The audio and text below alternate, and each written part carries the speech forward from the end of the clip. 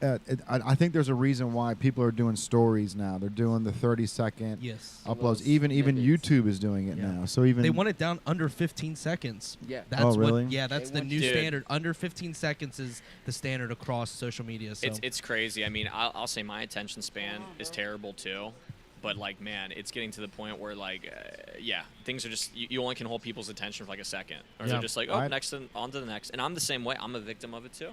I'm probably more addicted to my phone than I should be. Like most it's of that us. it's that instant gratification. It is. So we Options. right, and it kind of started with Vine. If you really look back, Oh, yeah, I remember remember Vine Vine. was 6 seconds of you had to get Yeah. your whole content in the 6 seconds. And That's some of these, crazy. Some of these guys would do whole episodes of things, and they would just break it down so fast. I And you know. could retain the information with how they positioned it. Those guys, low key, are Mastery. legends. No, it's mastery. They haven't got the recognition because Vine came and went so fast. no, somebody bought Vine. Vine turned Yeah, into Vine. something. Someone What did is buy it now? Vine. I What think is it Vine now? merged with either Instagram or Yeah. Facebook Sure, or somebody sure, like yeah. that bought them. I and would and just- that's how they swallowed them. created stories. So Vine think got Instagram paid bought it. for it. They Yeah, got their Instagram money. bought They it. got their bag. Yeah, I, that's cool. I wouldn't be surprised if when the culture of TikTok happened, because I mean it's the same thing in a different sense. Sure. Like No, it is. Vine was original. I will say that Vine was original. Everybody was Do coming it up for with the their own, like- Vine. That was the Right. thing, That man. was the phrase, man. That was the phrase. And I got into it late. I got into it as it was slowly falling. Sure. Like people were talking about, oh man, did you check this Vine? I said, Vine? What is Vine? Yeah. So by the time I started like actually watching it and really liking it, it disappeared. Yeah, it was. And then I it saw- was short. It was a short-lived thing. I saw Yeah. Musically, and then Musically became TikTok. And like I said, the element from Vine, the original Vine, I think TikTok tried to take it, Mhm. and it's completely different. Was It it is. TikTok the one It that was- bought them? Somebody bought No, them. I think it was Instagram. I thought Instagram bought him. That would but- make sense. That But would make Instagram sense. is a partner of Facebook. Correct. And I Facebook owns Instagram. Yeah. Yeah, I think they Yes, bought yeah. him, and it was short-lived, and I I would- never I would dove imagine, in too I deep. mean- Facebook's purchase of Instagram was probably the biggest of all time. Genius. That Every is just time- next level. Every of- time you get on Instagram, it says "Buy Facebook." Yeah, it's Every crazy. time. Do you guys remember the positive hardcore Thursdays on Vine? So No. Brendan Urie from Panic at the Disco, he used to do he can scream. One night I did that in a band, and he did this positive hardcore Thursday. So he would scream something, but a positive phrase. Oh, okay, But he cool. would sound angry. So I started doing them myself because it's fun. Like scream a positive statement. Just Yeah, do it. yeah. And it's cool. Like those things are just trendy and super cool and Yeah, just they work. different. Yeah. They work in the moment too, It does, especially. for sure, Yeah. for sure, and it's a quick content. So Honestly, it's interesting that you say that. I had no idea. Like I said, I saw Vine late. But there's this guy who got really popular on Instagram because he does this thing, and his channel is called Angry Reactions. Okay. So Nice. every time he'll say something, he'll be fucking like, crazy. he'll look really, really mad, but it'll always be like positive. So he built a fan base. Like people start making pictures of him, drawing stuff like that, and he'll comment on it if he really likes it, and he'll just be like, beautiful, like yelling it and stuff like that. But he's always like happy, always cheerful, trying to spread positivity. I love that. That's I love that. the That kid got famous. People because of find that. so many like niches within niche. It's just nuts. Like every time you think something's been played out, there won't be something else. Someone finds You something. got to do else. it better. You got to do it better than the Always, next person. yeah. Everyone's always critiquing something, man. Just making it a little bit It's better. Than the exhausting. next. I will say I'm happy I'm not in like I don't know if the word's tech industry or like maybe I should just say social media industry full time Yeah. because I really do feel like it's like keeping up with the Kardashians. Like Dude, it's is exhausting. So you saw the white room that we have, Yeah, right? So Native, I've been pushing Native very hard for like the past 10 years, trying to get it up to something about the past 8 years. And the Mad Scientist stuff is a brand completely separate from Native. Sure. It doesn't have any of the area code stuff. It's a totally different feel, different material, and everything. Sure.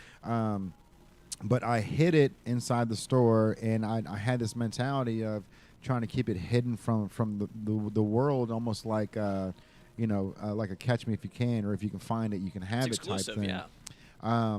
But the problem I'm having right now is Zoomies loves it, but they want an online presence. Ah, okay. So you have to And build a whole new bro, and like the platform. last thing I want to do is go fight for all these views and likes and comments Yeah. and having to balance two things now. Yep. So Yeah. it's like how do I make that brand popular without doing any social media? Because that's where I'm either going to have to go 100% full social media, or I'm going to have to go 100% opposite and make it cool that it's hidden from social media. That's a trick. I mean, you literally just said it all. We're working on it. I mean, It's tough, man. We're trying to figure it out, but I like the hidden though. I like the finding it through a hashtag.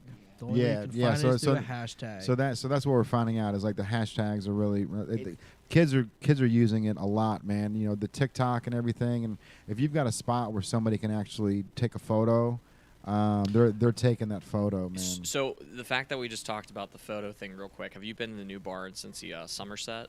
Not yet, dude. My wife is literally begging to go. That is like the Instagram photo. I think someone came in and mentioned it, if I'm not mistaken, or maybe they mentioned it, brought up, but I've heard the name. That's a place where everyone's taking photos, and that's a genius, dude. I've never seen people so I've traveled all over, so in LA and New York and stuff, you see girls and guys always doing their backdrop photos, and you see girls do it a little bit here, but at Somerset, I had never seen so many people doing their TikTok dances and doing I call it their ring light on their phone. I'm like, and I think I'm getting older because I'm looking at this shit. I'm like, what the? What is going on? Yeah. I'm like, is this what our parents always talked about with us? Seriously, what are you doing? dude. Yeah. I mean, I'm just I'm kind of starting to cringe at stuff, and I'm like, damn, I'm getting old. Dude, we're the same way, man. Like we built this store for 16 to 24-year-old kids. You know what I mean? Like we want that point where they feel like they've got a place to go. And it's awesome, but at the same time, man, like we've got to bite our tongue so much, dude. Like we had a basketball goal that was well over 10 feet on the wall. Sure. Some kid came out of the lab and jumped off the wall, either grabbed the net or grabbed the rim, but ripped it right off the wall, like the entire thing. And he bolted and ran out and said he slipped and I never saw him again. He left the girls here. They were in the lab, like they were chilling, and like they didn't know he was gonna do that. He pulled it down and he bolted, left his girls behind, and they were like, we're sorry. We're just like, dude, we're not they gonna put send their you to jail. Yeah, they put their head chill. down and walked out. I was like, all right, well, tell him he can't come back today because tomorrow's a new day. Like whatever. Yeah, that's what. So we have to bite our tongue on I mean, obviously like kids come down here and they love, especially if they know about the lab. Yes. They're texting each other in high school like hey, like meet me in the lab. The button is the That's RC dope. Cola I wonder button. how those conversations cool. are like happening organically. I know. When do So they'll come that's down cool. here and they'll hang out in the lab for 5 or 10 minutes, and they'll be doing their TikTok dances, and so that's why we put the ring light in there and all that other stuff, man. But we downsized on this store here, but we had to make a point to have an entire wall dedicated to the kids that want to come and hang out and just sit on the couch and bullshit. You know what I mean? So, if when it comes to retail, every square foot is dollars. Absolutely. You know what I mean? So you gotta make it work. yeah, but for us, man, like that spot there, like we had to make sure that we had a spot for the misfits to come and hang out, man. It's like even though every business is all about bringing in as much money as you can. For sure. Like you've got to make sure that there's a place for the young ones, man. Sure. And that's when it comes to the gym that you guys do. So how young do you guys start training? 5. Age Holy 5. cow! So Yeah. What? Yeah. 5 do years you old? have Wow. any kids in there that are 5 years old? Our kid, I'll say this: our kids program has gone through ebbs and flows, and partially it's like having a really good, consistent instructor. So we've had bigger times of bigger waves of kids. Right now, our kids program is kind of small. We probably have like 25 to 30 kids total. I mean, that's great though Well, for an area like Cincinnati. It is. But just to give you guys some perspective, like martial arts gyms notoriously kill it with kids. We're like backwards, where when most people find out that the majority of our student base is adults, are like, damn, that's like literally backwards. Kids make up a huge part of those academies. So it's one of those things, as I finish out the build out of my gym and I get a little bit more settled, early 2022, I plan on like kind of unveiling like a new program, kind of juicing it up, getting more instructors involved, and just making the kids program what it should be. So it has a ton of potential, though. I mean, I think one of the reasons why you guys are getting the bigger clientele instead of the kids is because of how great the place looks, man. Sure. I mean, it looks incredible. I appreciate it. I really want you guys to come out and see it. It looks clean on top of that. So on That's top key. of the color scheme and how it's going, it looks clean. When I was looking at the pictures, I felt like obviously we talk about sanitizing things and Sure, whatever, sure. but like even beyond that, when I would walk into my wrestling gym, which was a gym, Smells terrible. it would smell bad, even though it wasn't a wrestling spot. It was just us putting mats down in a basketball at Ryle High School, where I wrestled. So like, it was one of those things where it was still grungy, even though it was a backup basketball court. Yours looks so clean. I appreciate it looks like someone could come in there and feel safe. Feel like they can bring their kids there, which is huge. That's huge. For someone bringing a 5-year-old in to 5 to 10. I mean, when I did Taekwondo, it was anyone from like 8 years old to about 12. I was 13 when I got my black belt. So like I was young. And I'm 33 now, so that's 20 years ago. But back then there was kids everywhere, and it was a clean gym as well, but it was a small location. Master Templeton, who got me a black belt, she was old. She was up there. She was at least a 4th degree black belt. She climbed a mountain, little old lady, killing it, you know what I mean? And like, she had good assistance, but like, it was a clean place too. Made me feel comfortable, made me do more there, made me want to be there more often, rather than being grungy and me feeling intimidated when I walked in. The intimidation factor happens when you've training and you're learning, but when you first walk in, you want to feel comfortable. And I looked at those pictures, I was like, man, I would go there right now. I would feel comfortable right from the jump. That's the goal, and I think that's why we're a pretty successful gym in the area. I mean, again, everyone's going to say they're the best, and I try to be modest, but I think where we like really kill it is what you just said. I'm trying to, with Limitless, break the stigma of, you know, this grungy MMA thing, the scene that like, okay, I can't train there because I don't have any experience. Like, I need to get in shape first before I go there. This is a gym full of fighters. I really have always tried to break that stigma that, no, anybody can come in. You don't have to have any experience. And that's the key thing. That's awesome. And also, if you want to have a successful business in the martial art industry, you have to cater, respectfully, I say, to the average Joes. You're catering to people that just want to get a workout in and want to learn. They're not trying to be fighters. And if you want to be a fight gym, then you have to separate it totally. So I think we do a good job, like I said, of making people feel comfortable, welcomed. And if you want the hardcore training, we have that separate for the competitors. You know, you got to separate it all. Like, do you want to be a competitor? Cool. Separate training here. We do things a little differently. For everybody else, like, we'll call them the 9-to-5ers who just want to come in, get their workout, go home. We have a great class for you too. And there's no pressure. We don't intimidate you. We don't, like, you know, say like, break the board now, do it, Johnny, or whatever. Like, no, nothing like that. There's no pressure, you know. So is it a once a week, or is it just at your own discretion? We have, so our gym is based off of a monthly membership, like you know, go to like a Crunch Fitness or whatever. You pay a monthly premium once a month, and then you have up to 40 classes a week you can go to. And in our facility, we have, you know, our huge mat area, which is where we have the majority of our jiu-jitsu classes. And then we have a weight training room, actually, as well, some commercial equipment. Turf, we have sleds. I mean, we're not a huge for like the weights and stuff, but that all comes with your membership. You have cryotherapy there too. Cryotherapy. I'm actually building an expansion part onto my building. So my goal for 2022 is actually open up my carport and expand out another 20 feet of my building and add my MMA cage back in there, along with building a custom bag rack system into the wall. Dude. So I have a lot of plans, and cryotherapy. So so cryotherapy, man, that's obviously not part of the membership, right? It's a la carte. It is, so in my building, and my building's like a maze. It's crazy. On the back end of the building, I have a little recovery room, which in there where we have a sauna, an infrared sauna, a 5-person one. A cold tub that's been ordered, so like an ice tub, like a reverse engineered hot tub. Right. And then in there you can also do cryo, so you have the ability to come in and do like a whole recovery session in there if you want. So cryotherapy is for somebody if you just got done working out that you want to like relax your muscles, or like for it could like would I don't work out, so what would be my benefit to go, because I'm all for like dropping down to 65 degrees at nighttime. Like I think there's a lot of stuff that people don't realize when you drop temperature that it does so well for your body. So, and I'm gonna pull it up too so I can read like the benefits. But I've been doing cryo for about 5 years, and I was exposed to it when I was in San Jose for a competition, I think in 16 or 17. And I'd never done it, but I'd heard about it because cryo really came to the U.S. and became kind of more relevant. Like, it started in Silicon Valley about 5-6 years ago. And I'd heard about it. I'm like, what does this thing do? So I got in. It was super expensive. It was like $70 for your first session. And I remember I came out of it, and I was like really cold, of course. It sprays liquid nitrogen on you in like a cylinder kind of with your head exposed. And now they have machines that are closed in too. And I came out and I felt really just kind of chill, no pun intended, That's funny. and kind of euphoric. But I was like, okay, I'm not really sure how I feel. Came back to Cincinnati and I found a place that just opened in Mason. They sponsored me for many years, Arctic Blast Cryo, shout out to them. And I started doing cryo regularly. And what I got out of it personally was I slept better.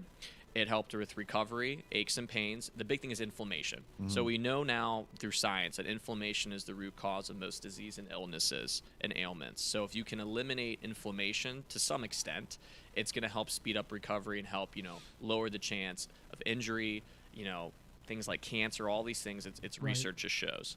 So the other benefit, too, is cryo is really good for your skin. It's good for people with autoimmune disorders. It's good for people that want to try to lose weight. It helps burn fat and calories. And there's actually a really simple, let me see if I can find it. Where is it? Here we go. Is this it? Oh, man. I thought I had it. Bro, that bird is getting fatter. The bird's been in this place for 2 weeks now, and it is getting bigger. He is. He's found a home. Like I think they call him Steve. Yeah, Yeah. I mean, I've fed him fries and popcorn. He out there eating. I shouldn't be saying the stuff I eat in front of a health specialist. Oh my here. God. Okay, so here you go. So some basic stuff with cryotherapy I've written down is reduce inflammation. You will burn up to 500, 800 calories. Simple science behind this is like how is that possible? When you're cold, your body's trying to keep you warm. To stay warm, you're using energy, and energy is a calorie. Calorie, energy, same thing. So you're in like a hyper, vigilant kind of mode where you're trying to stay warm. Your body's doing everything it can. So when I come out of the cryo chamber, I'm always hungry. So I don't know. Can I really say it's 800 calories, 500? I don't know how they measure it, but I get out and I'm like, damn, I could eat. Yeah. So it does. Your metabolism is kicked into overdrive to keep you warm. So it helps people, I think, lose weight. That's insane, man. Like I love the human body, dude. The fact that like you can literally cut yourself and your body heals it itself, dude. Like We're X-Men. We're still fighting till this day to try to create something as good as the human body, right? Like we're trying to create AI and robots and all this stuff, but like there's nothing. We don't have anything as good as the skin that we're wearing. It's you know true. what I mean? Like the plumbing that's inside our body isn't as good as the plumbing.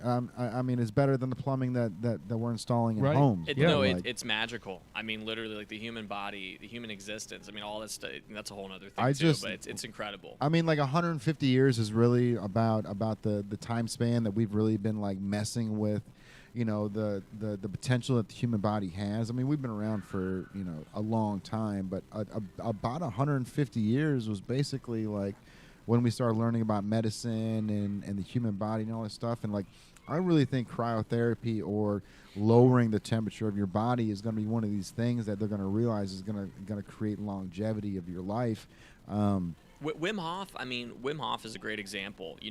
Obviously Wim Hof does like the cold plunges where he gets in like frozen That's lakes crazy, and ocean. dude. Yeah, I've done ice baths before. To me, it's brutal. So if someone's listening and they're interested, cryo to me is much easier than an ice bath because getting cold from being wet is a lot more extreme than it's like a dry cold. Oh man. So if you've ever done even a cold shower, you're like you literally can't breathe. Right. And so cryo is like it slowly gets you to that point, and there is something with the cold. The cold legitimately shocks your nervous system. Yeah, bro. My mother, she's living in Arizona right now, and she's telling me, she's like, I can't sleep. I'm waking up at 4 a.m. And we go out there and we stay there, and she's got her temperature set at 76 in the house. I'm like, bro, What are you doing? what are you doing? This is Arizona. Like, you Yeah. might as well have the heat on. Like, what's going on? I have to sleep in the ice cold, man. Yeah. Dude, I we as do. well. So me and the wife, we have it at 69, 68 degrees. Uh-huh. Now we have an older home, so like the insulation isn't good, so it just runs all Sure. the time.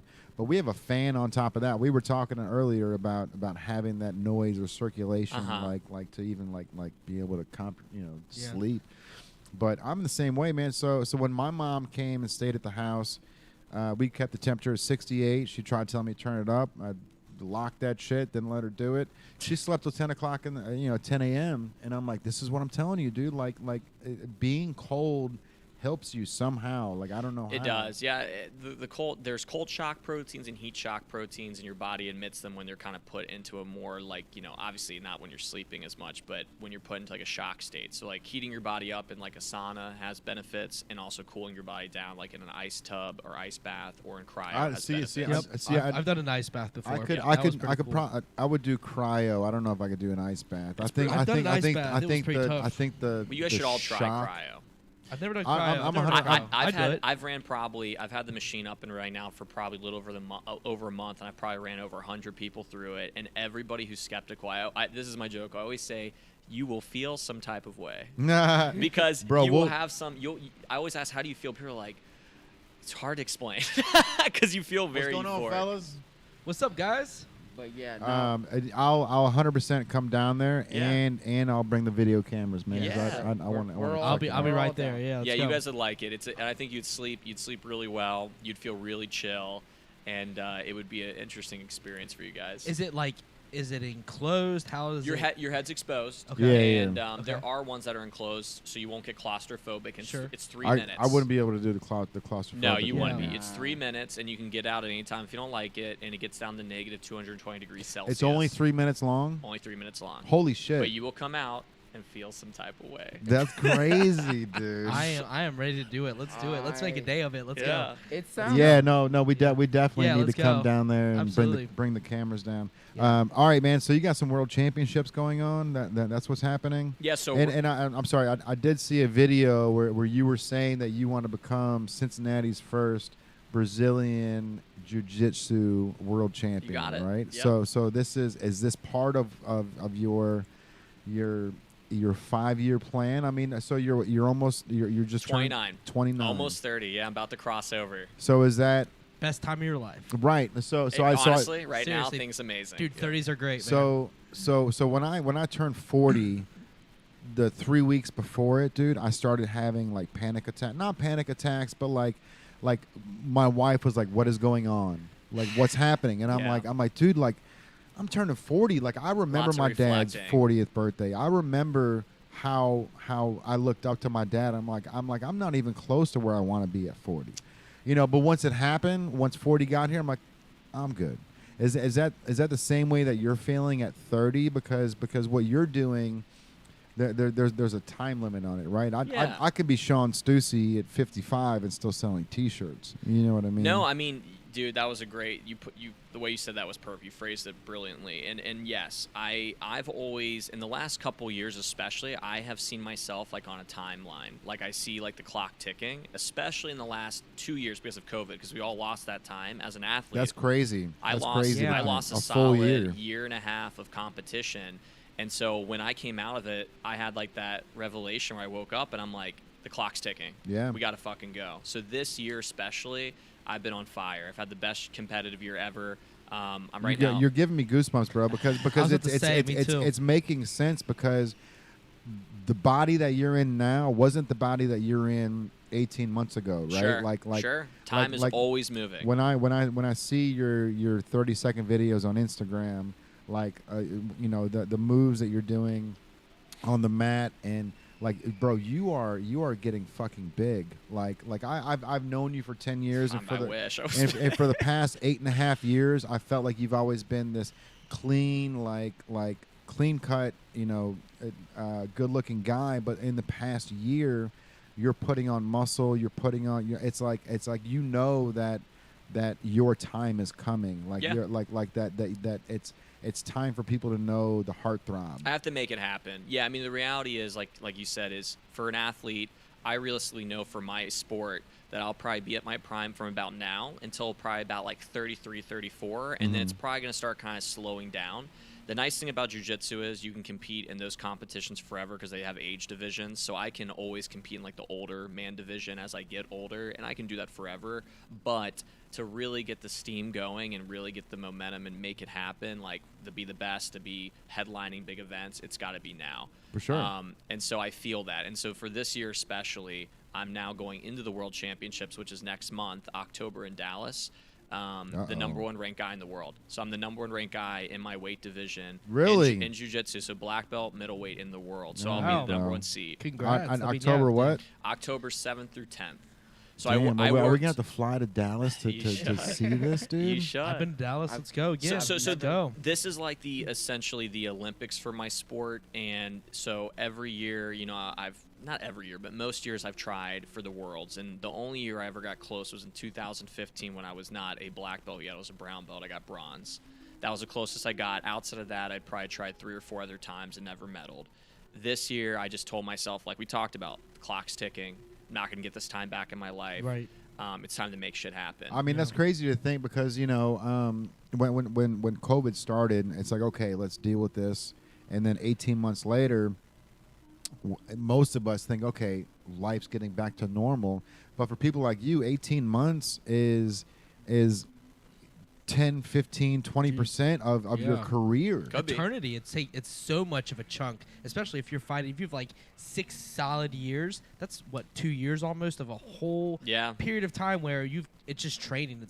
You're not competing. No. You have to just keep on your own accountability. You have to stay in your head because we're all sitting at home, so everyone's in their own head. You know what I mean? Yeah. So like it was a mental battle for That's so what it many was. people. Yeah, a That's lot what it of was. mental. Yeah. It's been a lot of that, and I think, like I said, the time on the sideline though did make me, like I said, realize like that's been the biggest motivator. So, like I mean, but you're making the right moves, man. Like you're somebody that you're going to be on the map for the next 20, 30 years because you're setting it up accordingly, right? Like, legacy. That's what I look at as I for my business. Like I know Limitless will be around way after me, but I want to build a cool legacy, and I want people to remember, you know, the cool things I did, and also what I built in the community. Not just myself, of course, but I mean everyone wants to be remembered.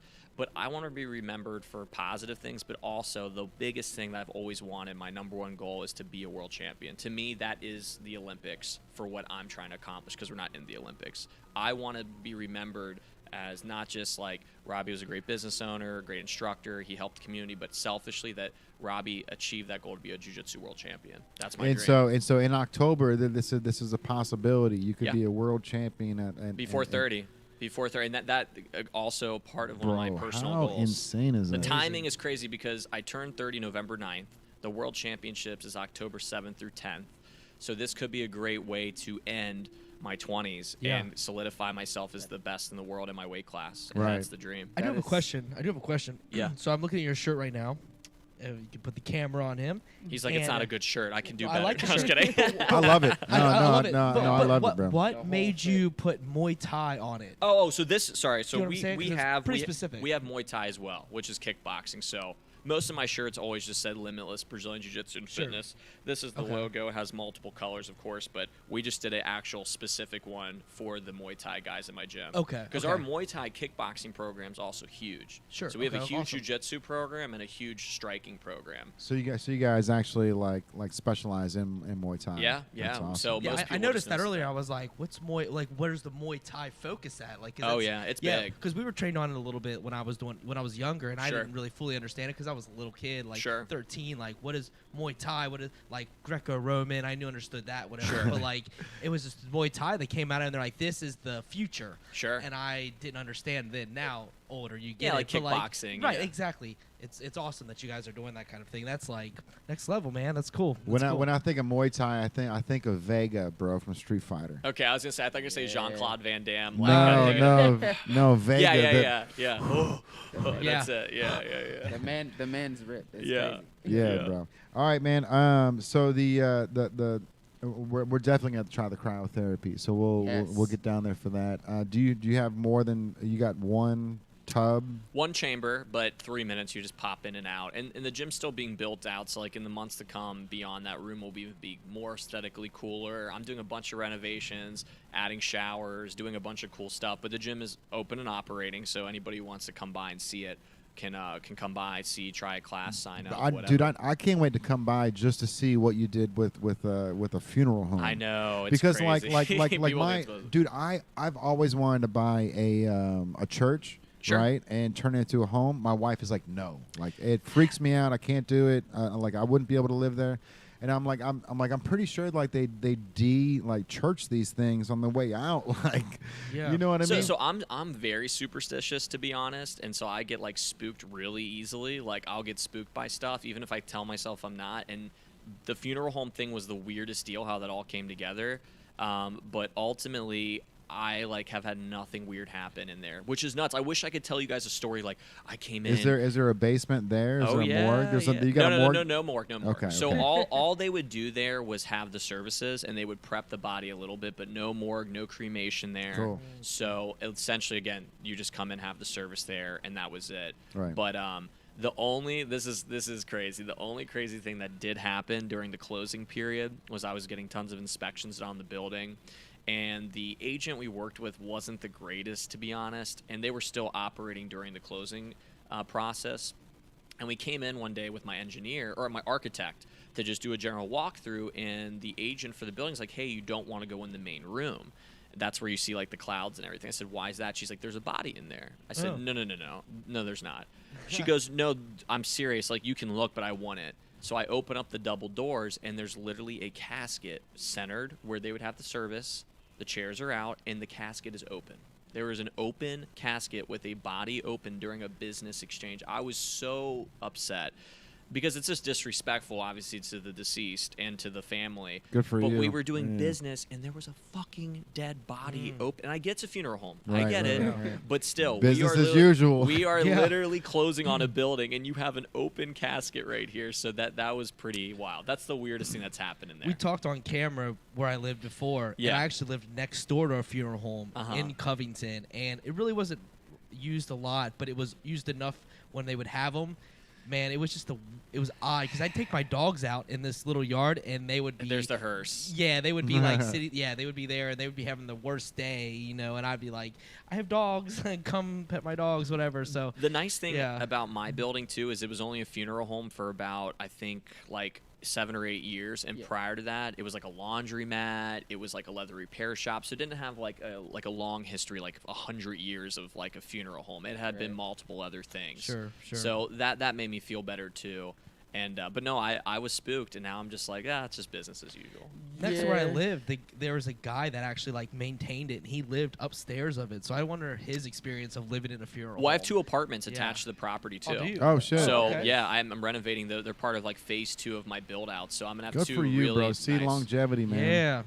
Yeah. Longevity, and that's Hey. and the smart thing is, buying a funeral home. You get things like the sound system, Yeah, the little amenities. and the clouds on the ceiling, security so- system. the security system. Like you get things like that end up, you know, as long as you can deal with, okay, this is what it used to be, and this is what I want to turn it into. Like, you know, I'm impressed, man. I'm appreciate it. impressed. So we've got like 4 more minutes before you got to bounce. Yeah, and How if we go a little bit over, I can probably stretch just a little bit. So That's if we cool. get to that point, I'll text just as a backup. So as a kid, bro, what made you get into mixed martial arts? Was it, I mean, you know, was it something that you were a pretty boy and you were getting bullied as a kid, or was it you just saw the Gracies and said, hey, like I like this, like, you know, I want to be a part of a family like that? Because I did see like the lineage that you guys have on Limitless, and it's very cool, man, seeing, you know, that you guys come from a fighting lineage of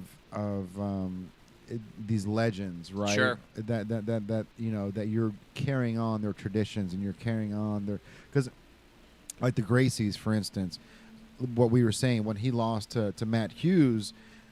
The Gracies are like legends when it comes to the MMA, but this new style of They fighting lost some clout. is losing clout. But it's like, you know, we need people like you that can take the type of fighting like the Gracies and turn it into something that Matt Hughes Keep evolving. can't mess with. Yeah, you got to. That bro, that fight broke my heart. I know. It broke my heart, It man, did for a because lot of it's like, people.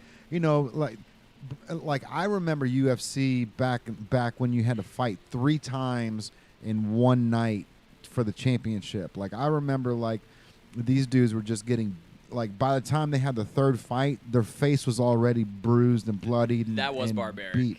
That was barbaric, dude. Yeah, it was but that was like Blockbuster days, dude. You can go to Blockbuster and rent the first 25, UFC fights, man. Rest in peace, Um, Blockbuster. But it's crazy to see how it turned from barbaric, right, to a respected and funner sport than boxing, dude. Boxing's tough to watch now because it's, the 18-ounce gloves or whatever it is, dude, and it's 12 rounds and it's soft punching, and it's like, bro, like I would rather see somebody that has the mind mentality to know that, like when Joe Rogan says, if he can take his leg, move it here, twist it around, he'll be able to get him into this move. Yeah, it's crazy. The human body is incredible. It really is. Like Absolutely, the fact that bro.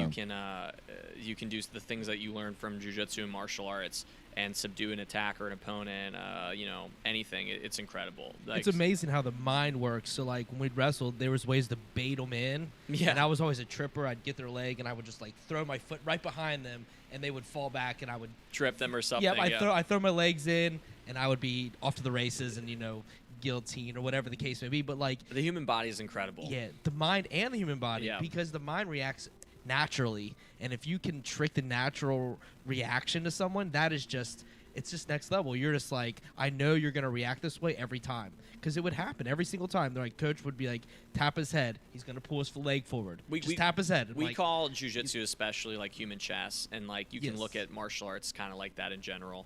And to answer your question about like being bullied and stuff like that, it's a good topic as well, is that when I was growing up, which is sad that it was like this because, I went to Loveland High School, which is a pretty good suburb school, middle class overall. And I was like the only Jewish kid in my grade. Maybe like there was two or three others.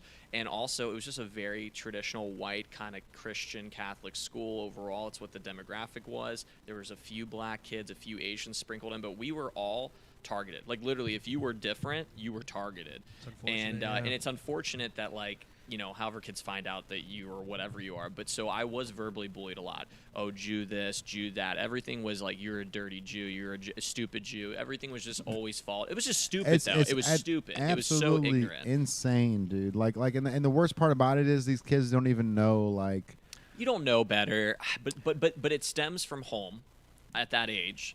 And so to kind of like answer the question is like I always had a little bit of a chip on my shoulder because of that and other things, but kids would piss me off. And I was always the kid who was outspoken, though. I would never let someone beat me down to the point where I'd be crying. I would always fight back. Where things started to get bad and where I acted out a lot and my mom and dad would have to step in because my mom was a teacher, is I would fight back so hard, like verbally, and call girls or people that call me names like you're a bitch or whatever, call people names, that I would get in trouble a lot. And so my mom would have to be the mediator a lot and be like, hey, look, these kids are calling my son this, that, or the other. Your kids are anti-Semitic. My mom had to take it to like the school board. And long story short, my mom would always win the battles. I'd typically get out of trouble. But I think that's what made me a little bit of like a class clown / like nuisance in school, because I'd always got poked at. People were always poking at me. Yeah. That's why I started, because I was a smaller stature guy. Yeah. And being young in that environment, and I never was afraid of anybody. My dad's like, if something happens, he's like, defend yourself, and if it gets really bad, punch him in the throat. That's what he said. If it gets really bad to the point where Wow. he's like, if you get to the point where you feel your life is in danger and they are really like causing you harm, because like Andrew, you're a smaller guy, you have to make sure you're taken care of because I can't be there all the time. And he's like, hit him.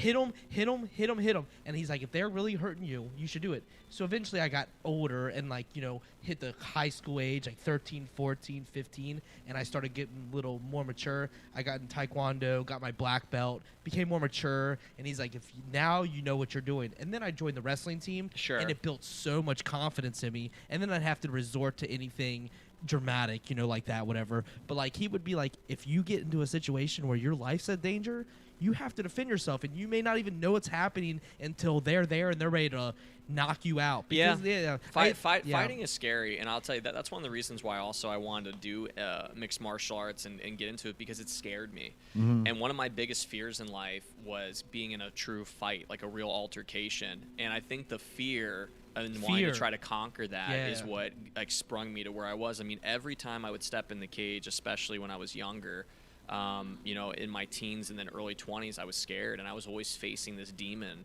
and facing myself in the mirror, like, can I do this? Am I adequate? Am I good enough? And so when I would be able to get out there and fight and I would win, it was like this crazy, like, holy shit, I did it. Like, I'm actually good enough.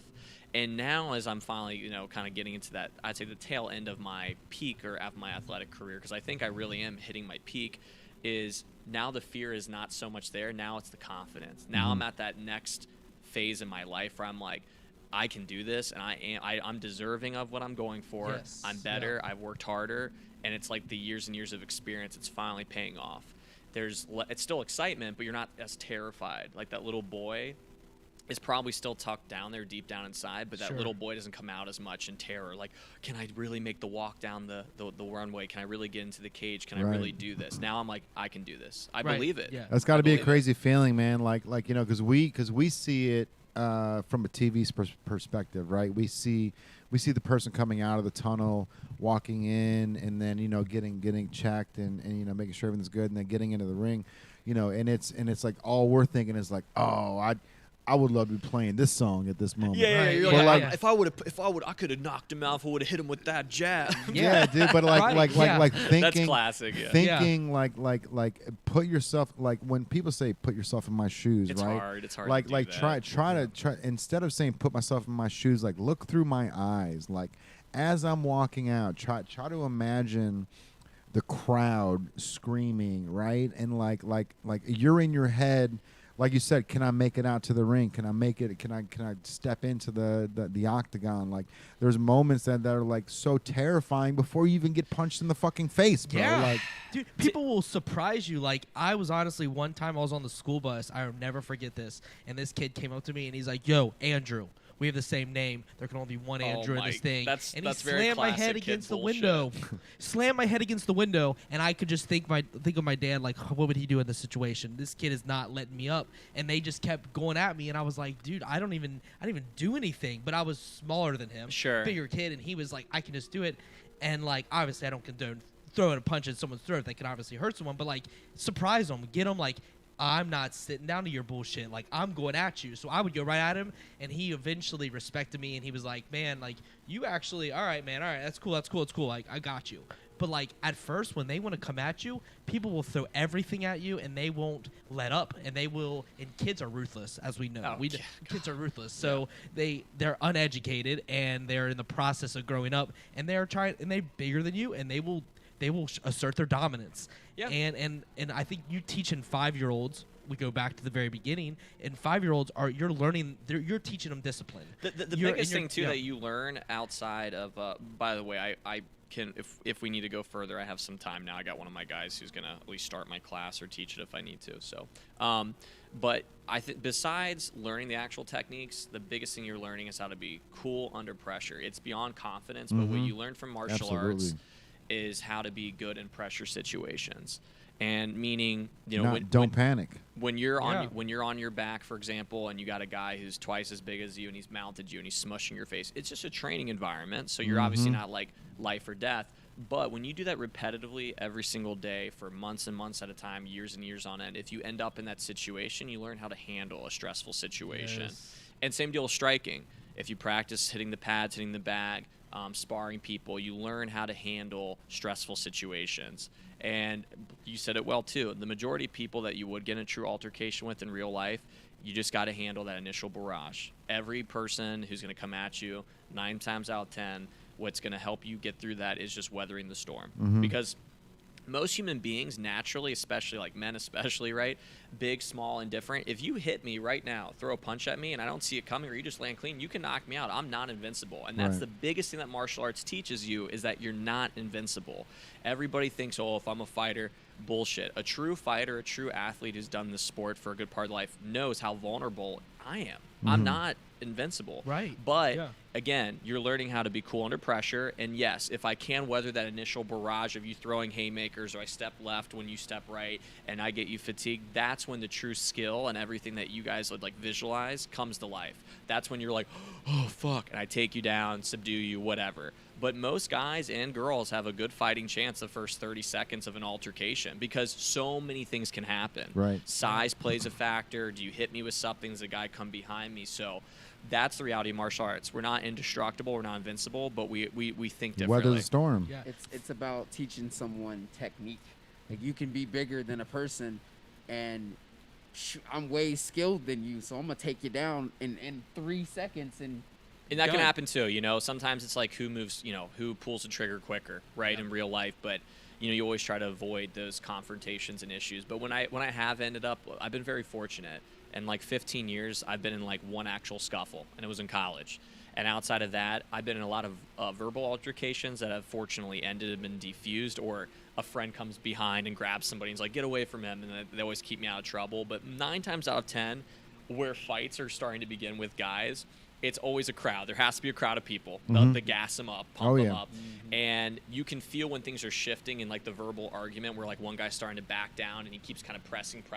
He's never going to actually fight him, but he just wants to wither you down to where you feel like nobody. Right. When it's stuck in the middle, that's usually where a fight happens. Where like homeboy is yelling, you know, all this stuff, you're a pussy, whatever, other guy's coming back, and there's just this middle ground. We're clashing. Like no one is pushing through with their dominance, and that's when I think a fight typically happens. But if you can verbally just like shut someone down, that's usually when a fight goes away. Right. I totally agree. You understand what I'm saying? Yeah, exactly. What I'm trying to describe is weird. The mental game is there. It yeah, is a yeah. mental game. Absolutely. And then sometimes too, just walking away. Yeah, Just I walk. try, I mean, try to walking walk away is always the first thing. I mean, it's always Right. just like, all right, it's not worth But it. some kids won't back down before Tyrell gets to his aspect. But like some kids won't back down, even if you try to walk away. They're like, where are you going, kid? Where are you going? And there's a few times when I would try to like, you know what? I'm not trying to be in this because I know he's got friends and I'm by myself and I can't win this. And if they come at you, it's like, what do you do as a kid? Really, as an adult, we are mature and we nothing's fair. That's the thing. Yeah. In like real life, nothing's fair. And the reality is like if I ever do feel like I'm about to be in an altercation, which again doesn't happen often, I always would call somebody out and be like, well, if you're a real tough guy, then why don't you fight me? No, not your boys. We don't need a big crowd. Let's go over here. Like that's where things have gone if it's ever escalated, and that's where it starts to diffuse, because people always want to be cool in front of their people. It's all about gassing each other up. Let's get this video. Boy, I'm so hype. I'm so hard. I'm like, no, dude. Like, if you really have beef with me, let's handle it. Right. Just you and I, but it's never like that. Yeah, you got to think about what's the repercussion. Is some guy going to kick me when I'm down? Is homeboy going to come in and get a punch in? Yeah. Like, people are dirty, man. They are. And like, if you're a true man, honestly, if you're a real man and you really think you're a bad motherfucker and you can beat me up, then it's me and you. Right. No one else. Yeah. Sure. It's just me and you in a room that's just you and I. One light, no light, you and I fighting. Who gives a fuck who's watching? Right. Let's find out who the bad motherfucker is. Right. And that's how I feel. That's Right. that's a good way to break it down. Yeah. For being like in your situation now, like you've been fortunate enough to only been in like maybe one real serious thing. I've had a lot of fights over the years, man. I'm not proud of it. I don't like violence. Sure. I'm a really nice person. Like, I'd Sure. rather just, dude, let's talk it out. Let's get it up. And like Andrew said, like, these kids nowadays, man, they don't care. They'll try to jump you. They'll try to do this and that. I've had situations like that. I'm honestly sad to say I'm on YouTube, man. Like, kids film me in fights. Getting in fights. Where things happen, and I'll admit it, I lost, but I'm a man. I'm here. You didn't kill me. So at the end of the day, like, I never give up. I never go looking for trouble. Yeah. Too. That was the point I wanted to make. Like, a lot of these fights, like, in big crowds and stuff like that, and you're egging it on and you're adding your 2 cents. That's ego, man. That's always ego. Ego's the root cause of Ego everything. starts so early, man.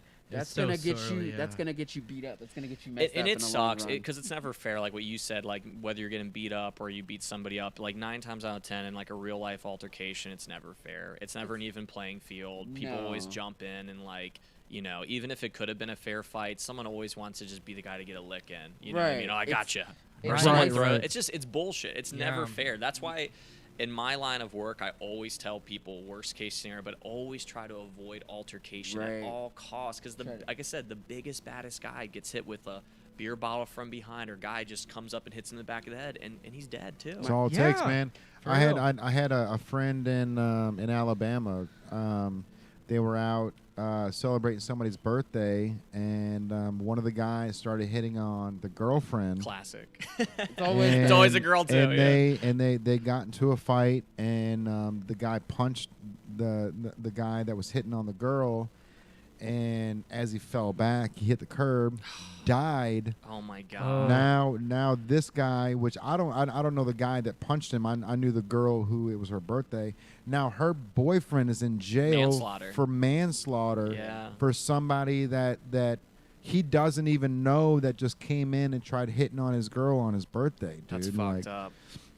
But that's that crazy scenario, man, and that's one of the reasons why people should really consider Limitless or at least learning how to control the situation. Yeah. Well, you know, not only defend themselves, but learn how to avoid the violence. How to walk away in a situation, because that's one of those things where you need to be taught to walk away. Sure. A lot of people are hotheads, and when it boils over, there's only one way out, and this is you and I scrapping, right? Because I'm at the point where it's what we do as humans. We understand violence. We're natural beings of violence. It's very Neanderthal like that's what we've done our whole life. Every civilization, every group of people understand fighting. We understand that. That's like our mutual common language. We all understand what it means when someone starts punching or kicking. We're like, oh, okay, it's a fight. For sure. Right. So naturally we're like driven to do these things, and watch them. And yeah, I mean, again, you hit the nail on the head. Is like for people to just understand. Really, it's cool because it's for people to understand how vulnerable they are. Joe Rogan said it best: is that most people don't realize how vulnerable they are. Right. And doing martial arts humbles you. It makes you realize that, and that's why you meet so many guys that do stuff. They're just like chill. We're just like, it's all good, man. Like, right. Don't need to fight. And that's what MMA teaches you, is that you're vulnerable, and that, you know, in situations like this, last thing you want to do is fight. If I have to, I will. But, you know, keeping composure is like one of the coolest things that I've always thought about MMA, is like you going, bro, let's not do this. Yeah. Let's not do this. Like, instead of you going, I'll fucking kill you, dude. Yeah. I know mixed martial arts. Like, and like the real MMA will be like, bro, like, take a breath. Yeah. Breathe with me and walk away from the situation. Most of the guys that, not all, but most of the guys that are like that are like, you know, the quintessential D-bags. Like, there are some guys that have like maybe briefly trained at a gym or had a couple fights, and they're like sometimes looking for trouble, but like generally those are not like the guys that are ever going to go anywhere. So do you call those guys affliction guys, or is it just me? No, because we get that. We're all from that same generation. I don't know how old you are, but yeah, like generally speaking, those would be like the tap out heroes and affliction guys, and I'm the youngin of the group. It's okay. How old are you? I'm 25. Cool. Okay. So we're only a couple years. No, we're not that far. Not that far. We were talking about the crossover to 30, but yeah, I mean, catching up with Andrew. That's right. But you did hit the nail on the head on that. Is like there are those guys that are definitely just always looking for trouble, and it's sad. It happens too, man. When you go to those MMA shows, oh god, the hillbillies in the crowd. It's always the guys wearing affliction and like the buckle jeans. That are always on edge, bro. Yeah. And they beer too. You add the beer in there. And they don't know how to fight though. That's always the funniest part, man. It's always just a no form. Affliction is their armor. Yeah. That's what it is, bro. That was the good stuff. Yeah. So when's your 30th? My 30th is November 9th. And you said that's my dad's birthday. That's awesome. Dude, that's crazy, okay, bro. that is crazy. So, wow. Okay. Good man. So November 9th's your birthday. Yep. October 7th is the World Championship. And then there's also another trial that's like the World Championships, November 6th in New Jersey. I'll be there. So I'm doing two very big tournaments back to back. So you're going to be in Jersey for your birthday? No. My plan for my birthday is I compete on that Saturday, which is the 6th. My birthday is on a Tuesday, which is the 9th. I'll be back home. I might throw like a small little party at my house or something, which I'll have to have you over. Bro, please, bro, I'd please. like to be there. Let's Have you go. seen the Mayloft Manor? Bro, Let's go, I'm bro. so tired of The just things that seeing happen at the photos. Mayloft Manor. Look, I can't scan the camera, but I bought that astronaut helmet because of you. Oh, yes. Wait, did you? I was this isn't the same one you got. This was a cheap version off mine's of cheap too, Amazon. But that's a whole story in itself. I should have came with that. Bro, when you wore that out, did you like the theatrics behind you it? son of a bitch. You liked it? I love you, dude. And like let me go ahead and clarify. I've known about you for over 10 years. We've crossed paths. We've never actually hugged. Just a degree of separation, yeah. The fact that I got to know you today on this podcast speaks volumes, bro. Because it's my house, right? Sure. It's my house, and you're in here, and you're wiping your feet on my carpet, and Uh-oh. No, you know what I mean. And it's No, like I'm saying. it's one of those things, and it's like, man, I'm so glad I got to learn about you here. Yeah. Instead of there, and I'm Sure. so glad that I got to Or in a bar I got to or something know loud, yeah. yeah that I get to know the person because you're a very vibrant dude. Your ego is not your ego, but your vibe, your aura exudes. I appreciate it, dude. Not your Thank you. ego because you're not egotistical. You like to have fun. Dude, your Instagram's a shit, bro. Like I'm telling you, man. Like when like seeing the 30-second clips of you whooping somebody's ass on the mat, and then you having pictures of hanging out in the house with all of your friends with the astronaut helmet on, it just shows the type of person you are and the type of mentality that MMA fighters have to have, man. It's like I'm here to have a good time. I'm here to live my life, Sure. and I'm here to defend it. Sure. Right? And it's so cool seeing somebody succeed at that because there's a lot of people that want to get into MMA, that want to be able to defend themselves, but Sure. they don't have. They're not cut from the same cloth, bro. They can't have the not the stability, The but chutzpah. the Chutzpah is a Jew, yeah. Courage. the courage. There you go. Like the courage to do it, man, and like to have that like mentality of to cut out the bullshit and to not drink during the podcast. You Sure. know what I mean? There's little things that you've got to do. But that stands you off in the crowd. You get it too, though. I mean, like I appreciate that, and it's really nice, and it's cool when you meet somebody else who else I would consider like an outlier. And I say this humbly too, because like the key is like in life, be humble, be humble. We hear that our whole life. Stay humble, hustle hard, bro. That Yep. that was one of my favorite quotes. And it's true, but you should at the same time, at times, be proud of your accomplishments, and you shouldn't hide them. You know, 100%. now you shouldn't also be like, look at me. But when it presents itself, you should be able to add to the conversation. Hey, I've done some cool things because that's what life's about. Otherwise, why the fuck do we do anything if we don't get to share it with anybody? Right. 100%. But bro. I appreciate what you're saying because as somebody else, as I see as an outlier, doing what he loves, all you guys, and chasing your dreams, it is humbling. And you can see that there's a connection here that's like organic because we both, even though we have different paths, we're both going after the same thing. We both probably have the same trials and tribulations through business, taking risks because life's all about risks. And, sacrificing is a big part of being successful at anything is sacrificing. Oh yeah. And in business, oh my God, it's all about sacrificing your personal time, your time with your loved ones, your wife, kids, whatever. That's the hardest part, family. man, is balancing everything. Balance. Balancing what you love and then balancing what makes you happy, right? Because So hard. like And not turning into a workaholic, which I'm sure you probably are. I mean, I definitely feel like I'm a workaholic. dude, you know what, man? These two guys here have saved my business and my marriage, bro. Because Amazing. Well, that's big. because I've got some people here that are able to take over the throne, right? And Yeah, we can step away. so I can step away and I can have those moments with my wife without having to worry about somebody trying to steal my crown.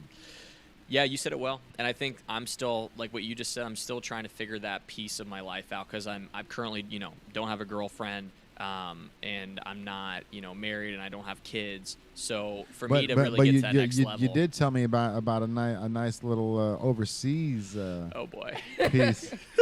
Now that's a whole nother conversation. No, But- literally, but- the long story short, there's a girl. I hope that she comes back here. If she comes back, I think more than likely she would be my girlfriend, and we'll see what happens where the future will go. Nice. And that's the reality of that. Is like she's an amazing woman. She's great. She checks like every box, and we'll see what the future, where the future Is goes. she Bro, a you're fighter? young too, though, man. 29. So I didn't start dating my wife until I was. Actually, I had my ear bitten off. I had my left eye detached. I see that. So I was damaged goods at this point, bro. Like I'm like. Wait, I'm how like, old are you when that happened? I was just over 30 when it happened. Okay. Do you have kids? I've got a stepdaughter now. So Okay, and, cool. and that's something else, man. Like I've always wanted this cookie cutter family where like, where I find the girl and then we have a kid and it's all this like, white picket fence bullshit, dude. Let me tell you something, man.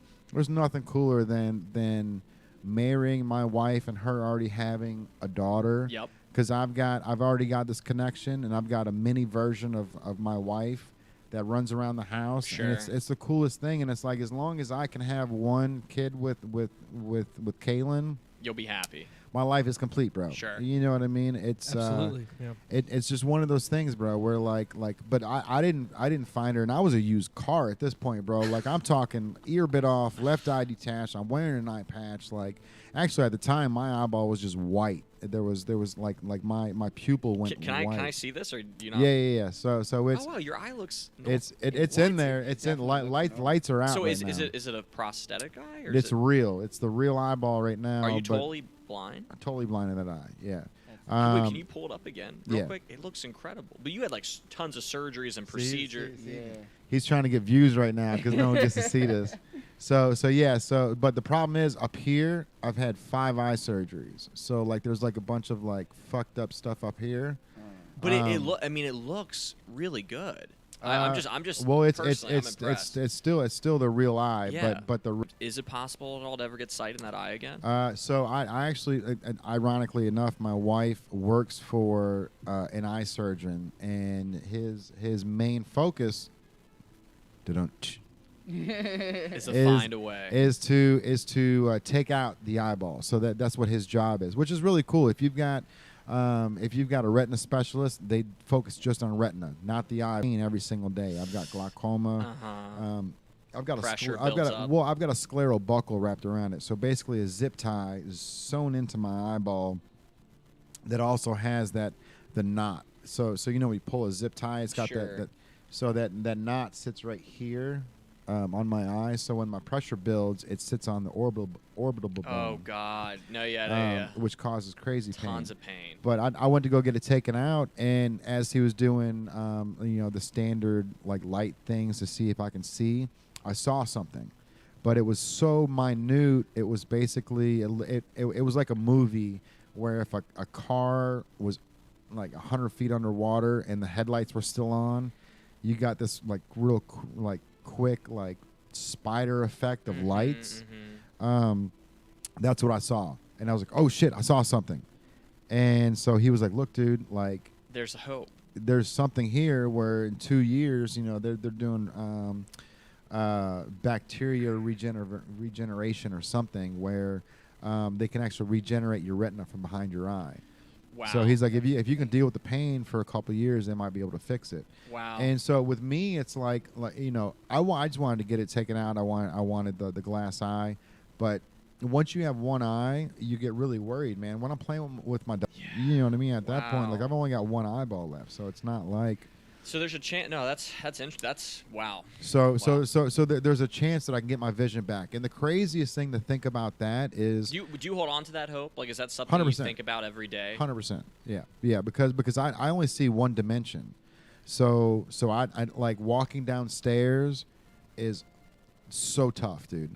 Like Yeah. putting like typing in your email address Peripheral and on everything. if you're on a Balance. computer and you're trying to use like the LCD screen to type in your email address, the it's so difficult to do for some reason just without having that depth perception. Do you drive? I do. Okay. I do. Do you have any issues driving? No, I don't because I've like changed my vision. You know how to like adapt. You've adapted. I've adapted for sure. And But I'm always worried that when I go to get my new driver's license or my new driving an test, issue. that they're going to be like, "Look, player, you didn't see any of these cars over here." so wait, so how does that work? Just so far you pass, or you just True. haven't had to do anything yet? I haven't had to go back to the DMV to get into driving test, but I've come across enough adults that have one eyeball that still have. You know how to do it. Yeah, you guys have talked, and I'm sure like intertwined with that community. What Yeah. What about when you drink? Do you get like super fucked up from a visual standpoint where you're like, oh shit, like I'm real drunk? No, like that really doesn't happen. The depth thing is probably the hardest. Just Gauging, distance. distance is definitely the hardest, man. Interesting. But cars, you're a big car guy. I am. What do you think of the Cybertruck? I mean, I think it looks amazing. Is it ever going to actually be made? Like, Bro, they keep pushing it back. I bought one, or I put Pre-ordered. Pre-ordered it because I don't know what's going to happen with my driver's license in 5 to 10 years. So if I can get this self-driving car, dude, I pray for you. I hope you get that eye. I hope they find out something for the eye. With the we'll vision. see. Yeah. We'll see. Yeah. My main goal is to make enough money where I can just have somebody drive me. I mean, that is also very baller. Hell yeah. Nah, Yeah, I right? mean, that is pretty baller. I mean, At there are definitely like driving is fun and stuff, but like again, I'll go back to like the hustle and bustle of kind of like the entrepreneur, like always on the grind. Is you are always nonstop. So sometimes I feel like when I'm driving, even though I love my cars, I don't get to enjoy them because I'm always just like I got to get to point A to point B as quick as I can, and I'm rushing, and I'm like get out of my way, and I'm seeing people's obstacles, which is not good, and I'm just like I got to get to my destination. So there are times where I'm like, how nice would it be if I had an unlimited Uber or chauffeur or somebody who could just do everything for me? Seriously, honestly, I'm a type of person. I'm the only one that doesn't have a car. Okay, So wow. So that's it's like why that's why it took me time to get here. I'd have been here an hour ago. I go up to UC with the girlfriend. She's attending UC, so I'm usually up there with her, or hanging out or killing time when Sure. I'm not here. So someone told me this was an interesting thing. I was in an Uber, and this guy was like, yeah, he was telling me his life story. He was like, my son built a business and retired me. He bought me a car, and he gives me a check every month. It's amazing. He told me, and this is the 4th time that this has happened, someone over the age of 50, he was like, don't get a car. Especially in this city. Don't get a car. No, I mean it's bad. Don't do It is. So I've totaled 2 cars this past year. One was a hit and run, and one was my fault. But I was hit in a really cool. I had a '98 M Roadster I just bought. BMW M Nice. Roadster, beautiful. I was gonna ask, what do you drive? Oh, I got a lot of cars. Yeah. I got Yeah, I do. problems. You Yeah. trying to sell I one? have an What's your addiction. favorite? Oh man, well, I don't know. Okay, probably my E60 M5. If you're familiar with the 2006 to 2010 M5 they made with the V10 engine in it. Yes. That thing's incredible. It's straight piped. It sounds like a Lamborghini or a Ferrari. What color is it? It's called Indianapolis Rot, so it's maroon. It's maroon, and it's a sedan. Is that the one that's here? No, the one that's here, sad. I have a 2016 M6 competition. It's San Marino Nice. blue. It's a convertible, and it's parked actually in the Aqua because my friends live there. So There you a couple go. of my friends are cheerleaders, and so they are like, yeah, you can park there anytime you want. So I'd park in the guest spot, but so the E60 M5 I love. I have a 98 M3 E36 that I totally full project car. Did a manual swap on it, had blue interior. I have a 2003 M3, which is Emola red. It's a 6-speed. It's a red convertible.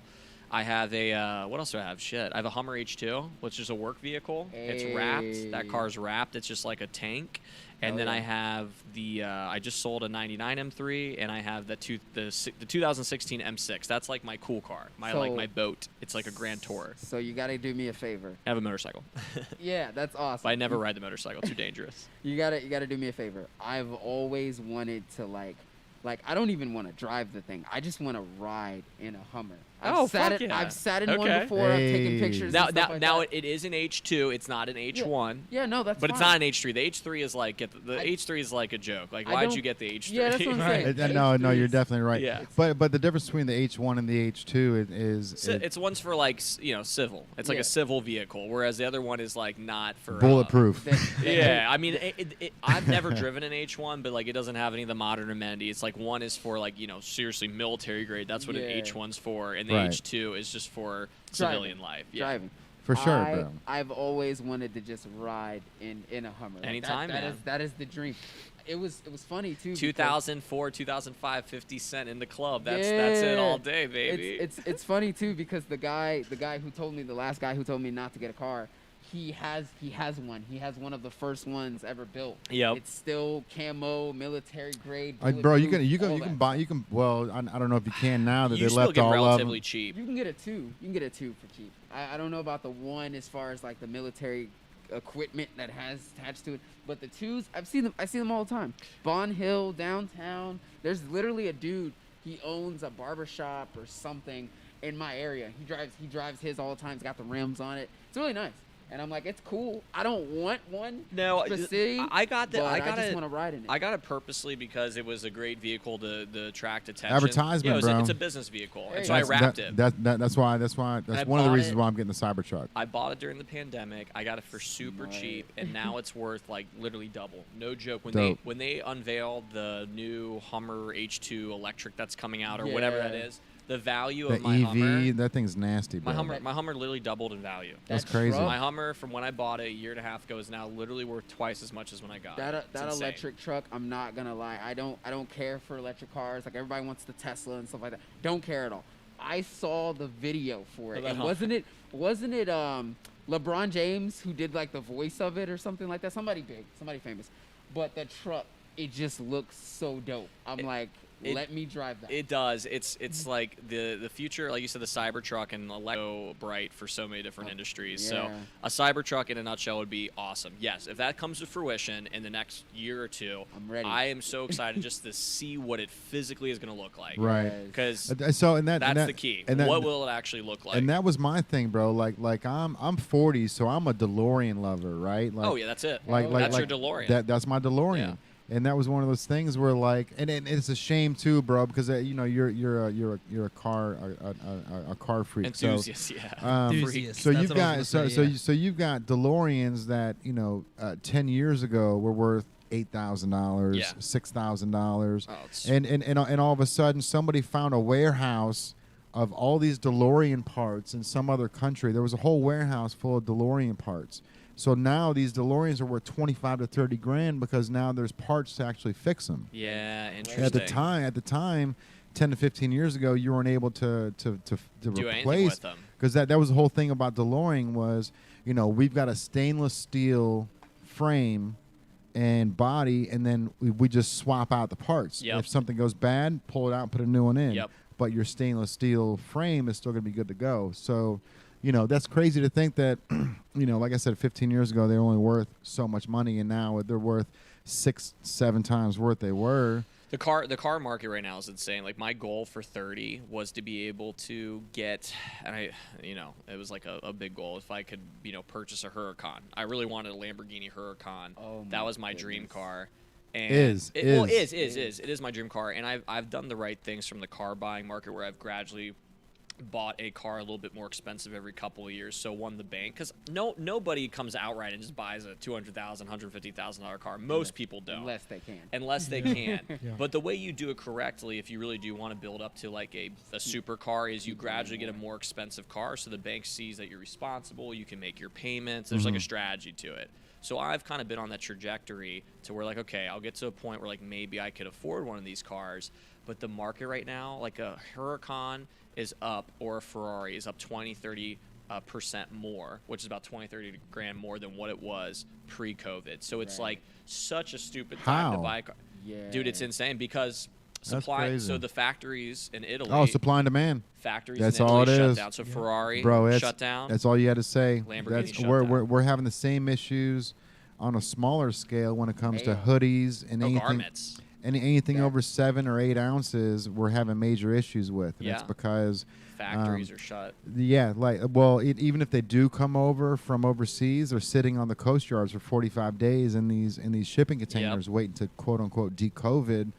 And in the summertime, all you're doing is making all these clothes that are over 7 ounces sweat. Yep. So by the time we get them, it smells like mildew, straight mildew. That's crazy. And so at this point, these companies aren't even delivering hoodies anymore. So last summer during 2020 COVID, you couldn't even go to Walmart and find a large black hoodie, a large gray hoodie, or a large white hoodie. Like larges and XLs in every color across the board are gone, bro.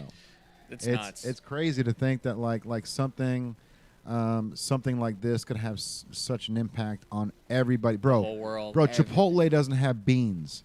I ordered Wow. Chipotle yesterday, and they don't have black beans or pinto beans What? in the Really? tri-state. None. In the tri-state, bro, there's Nuts. no beans. What is The why? downtown Chipotle literally has a sign when you walk in, because it's always packed. It's a business district, and it said, "We are sorry for the inconvenience." There's Yep. 5 restaurants that they all say the same You were thing. talking about that earlier, how things are, businesses are having to close during the day because they don't have any staff. It's Oh sad. my goodness! It's sad, bro. Like all these restaurants, man. There's this place called Mavericks out there in Lawrenceburg, Indiana. That's right on the main drag by Hollywood Casino. They just did a renovation to their building. Now they're a standalone. Like they're probably the size of Brio. The place is huge. Sure. They just did a renovation of the entire building, and now they're had to be closed because of staffing issues. Sure. Like, how Place- crazy is that? You just spent how much money to Place- redo your entire business, and now it's closed for now. We'll be back. Yeah. Places are literally closing 2, 3 in the afternoon. Like you're talking an entire strip know. of restaurants, bars, everything. People come through and they're like, "What's open?" I know. Like we're here in Cincinnati, we're trying to see things and stuff like that. What's up? I'm gonna be honest, dude. Especially on a Monday, on a Tuesday, nothing. Nothing. I'm gonna be completely No, no, honest. no, there there's are not. like 4 or 5 restaurants that are gonna be open in the next 3 hours.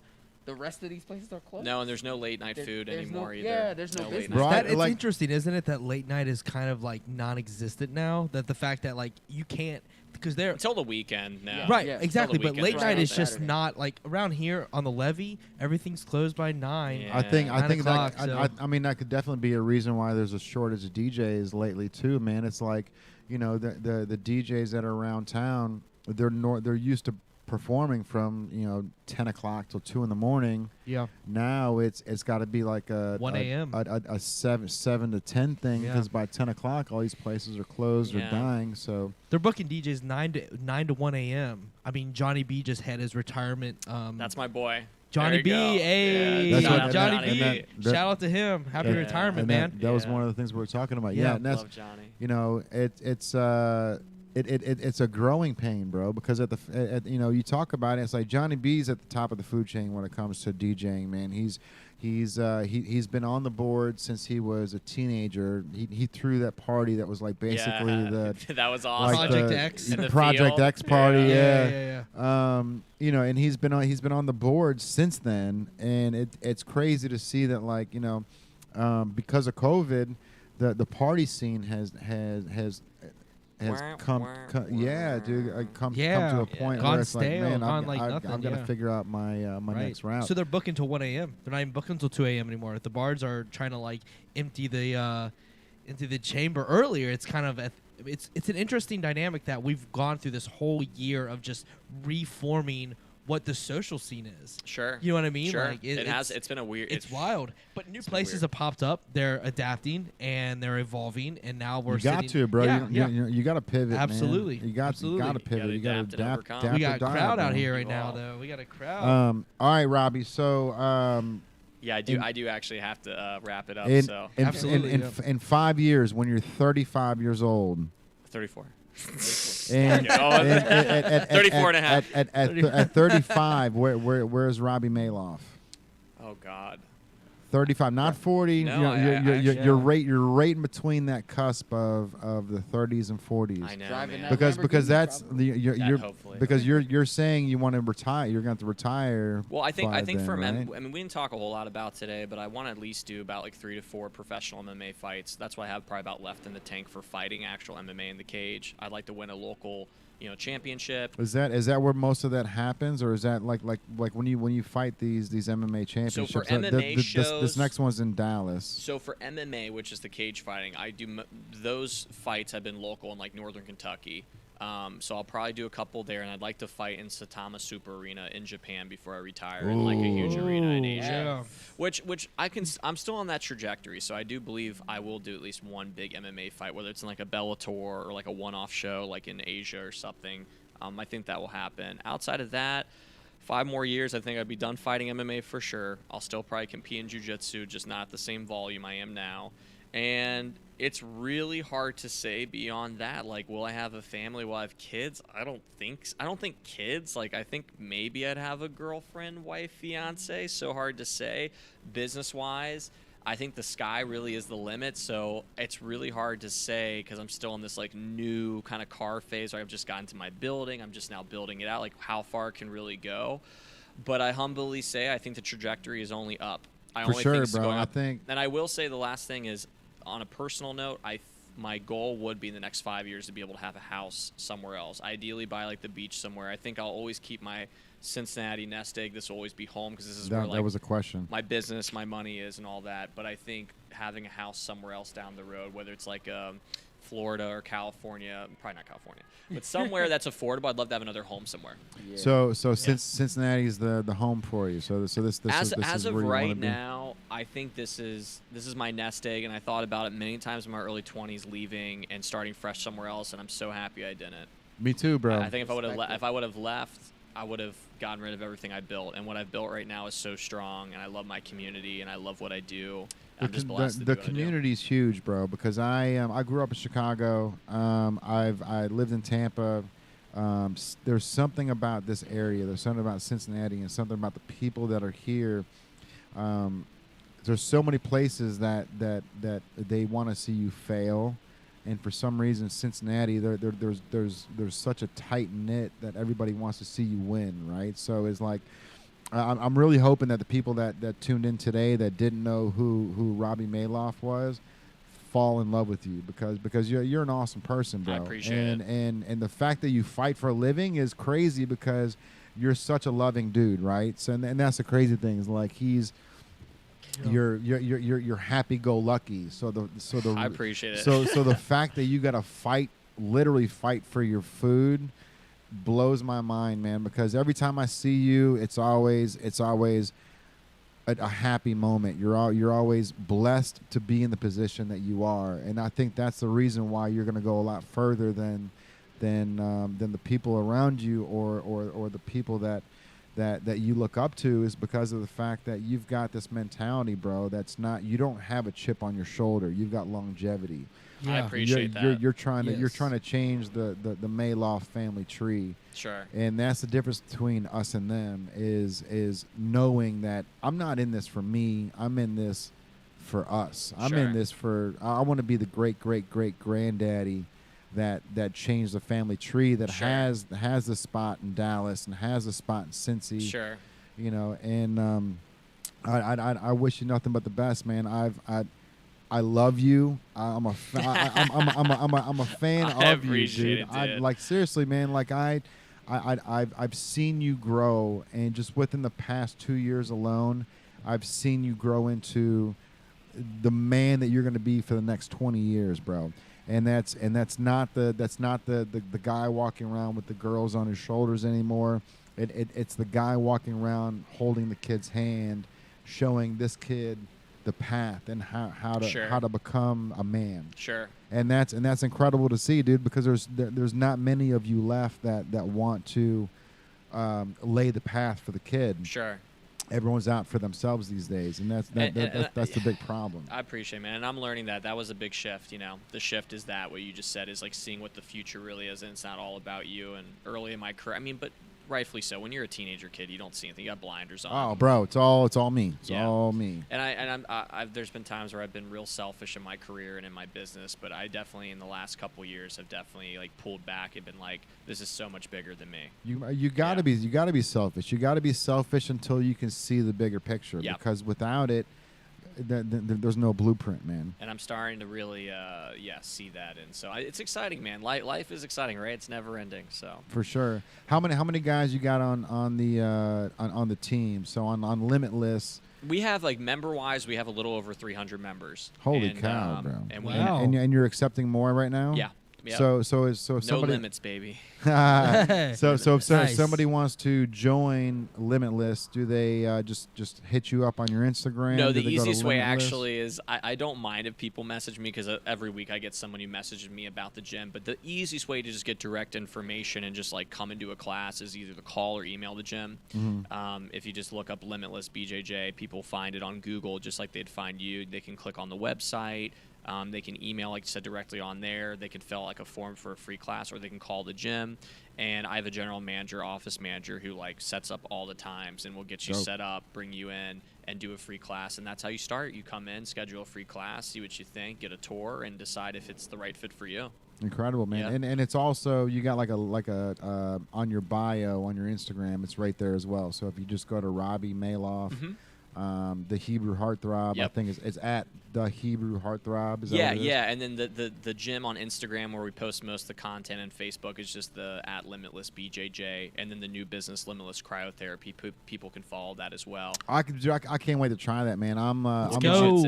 yeah, we're go. we're gonna bring Gotcha. in. Let's You know go. what, dude? We'll Be the man. actually we There can it we can is. bring in if it's cool, we can bring in the microphones, tie it right up to the side of the thing. Yeah, we can do anything in there. Experience We the could whole shoot thing, something do it in there live. anytime. I'd enjoy Oh my it. gosh, that would We've be got so cool. so Yeah. we've got the portable podcast we can bring over We'll have as to do well, it, man. And Cool. we'll have to do one in the crib sometime That too. would so. probably be one of the coolest podcasts. Like actually do it like in a dojo. Yeah, setting. yeah. I did one once in the MMA cage with some other guys, so it was cool. Oh, There's that'd a lot be of dope. fun stuff we can do, guys. Dope, dude. Gotcha. All right, man. So your social medias, we already got the Instagram though, the Hebrew Heartthrob. It's Hebrew Heartthrob or the Hebrew? The Hebrew Heartthrob on maybe I wrote something wrong, but the Hebrew Heartthrob on Facebook. If you want to follow me on there, it's Robbie the Hebrew Heartthrob Maloff. If personal, I'm kind of like that's like filled up, but it's Robert G Maloff on there. My account's public though.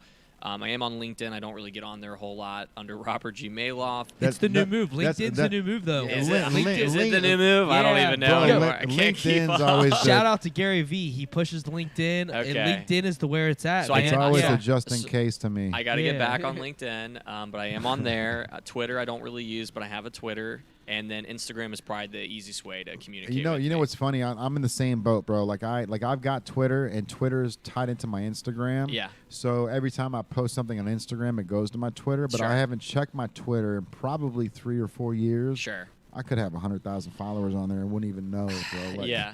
You know what I mean? Yeah. Like it's just Yeah. one of those things. And Yeah.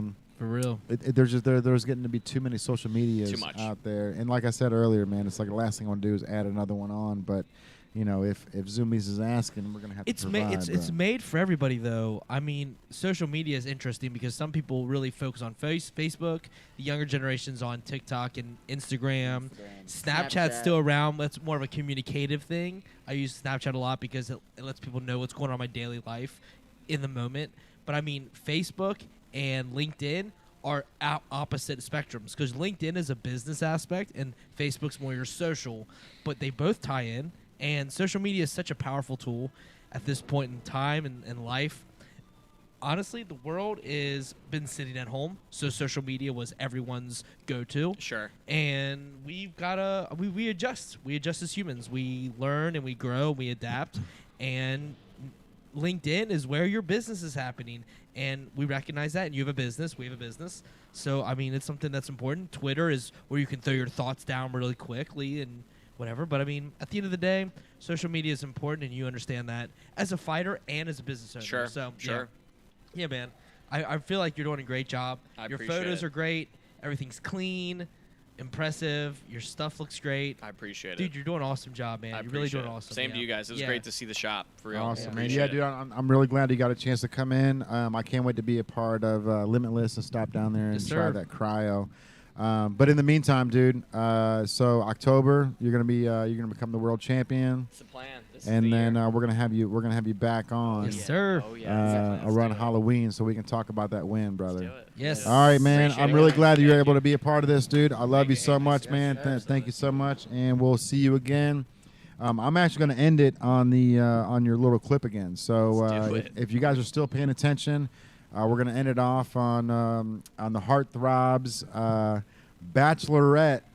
Part of the tape. Yeah. Hey. So this is what you've been paying attention to for the past couple hours. This is Robbie's Bachelorette video, a little snippet of it. All right, we'll see you guys next week on another episode of the Powwow. We'll see you.